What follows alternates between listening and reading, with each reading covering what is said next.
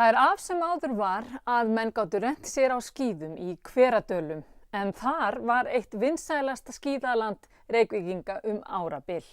Við höldum nú áfram að líta í gullkistu sjónvarpsins.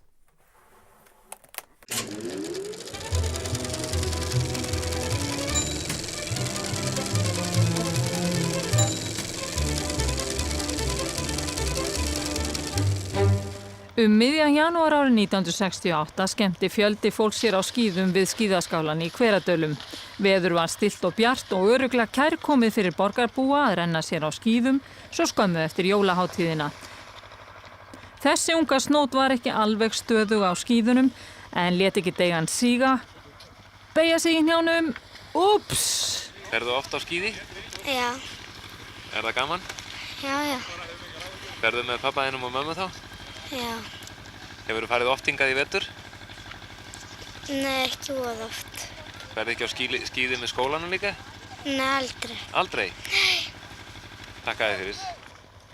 Í Hveradölum brunuðu háir sem lágir niður brekkurnar en á þessum tíma voru hópferðir til útlanda á skíði óþekktar með öllu.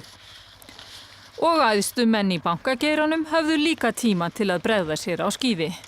Hér við skíðaskálan hittum við einn af bankastjórum Seðlabankans, Davíð Ólafsson. Eru þér búnir að vera hér lengi dags í dag, Davíð?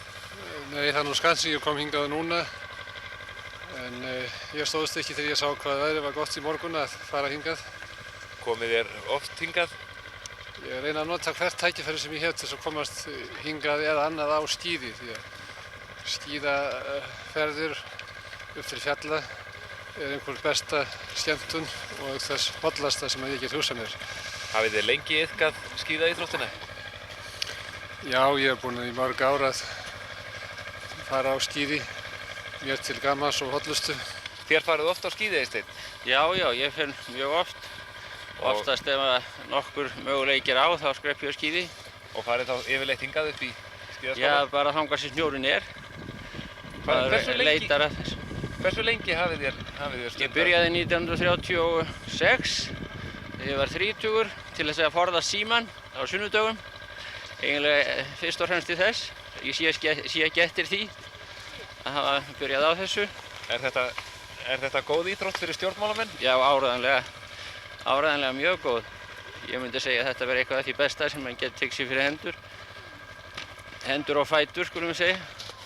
En skyldi okkur takast að hafa upp á litlu stúlkunni nú 40 árum síðar sem skíðaði af svo miklum ákafa. Býtum við, þarna er einhver lítil stúlka.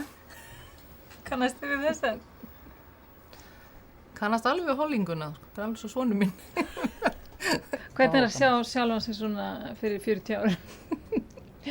Það er bara mjög gaman að sjá þetta. Maður sér svona börnin sín í sér og hver er líkur hverjum. Finnst þér þú vera sjálfur þig lík en það? Já, mér finnst það. Mér finnst ekki það að breyst rosalega mín, nei. Voruð þið mikið á skíðum, fjölskyldan? Já, það var farið á skíði hver einustu helgi. Þannig að með við tæknina virðist ég ekki hafa verið búin að æfa mig mikið. Skíða tæknina sko, svoleiðis að ég veit ekki alveg hversu lengi ég er svona verið. Hvernig var þið við þegar við hringdum í þig og sagðum við værum þessar myndir? Ég hló nú bara, mér fannst þetta svolítið fyndið að hún skildi hringja í mig sko. Fyrst nefnilega þá hringdi það alveg, kannast ég við röddina alveg, ég átti að þekkja þessa rödd en ég átti nú ekki von á þessu.